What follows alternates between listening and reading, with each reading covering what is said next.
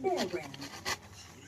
Ang Monday, lagi kong may Kain po tayo ng mais. Tusok-tusok day. Wednesday, May mais po ng nilaga. Mga ito. Diyan po tayo sa trabaho. Kain muna tayo ng mais. Parang ano.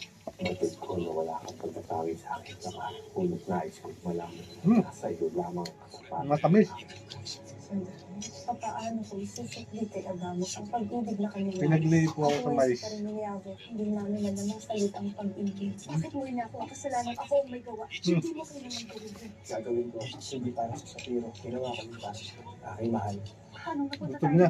Yung napunan ko. Mais. Sandra. Wala yung loob ko na sabihin sa kanya.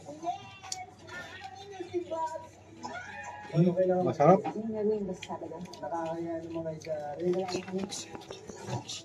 Sanggang dikit. For real. After Sunday. Nakakaubos ako ng dalawa nito. Crispy nga. Habang nanonood ng TV. No chill. Hello, pure epic reaction lang. Kasi nga, each bite hits different with Canada Dish. Wow. Manyaman. Sa #1 program. Manyaman. Mais. Saturdays, 8:15 p.m. Tanda ko nung bata kami. Mais lang kinakain namin. Sa Galing sa TV. Tuwing Sabado, 9:30 ng umaga, nandito na sa GTV at TV. Comment nyo kung kayo kumakain din ng mais.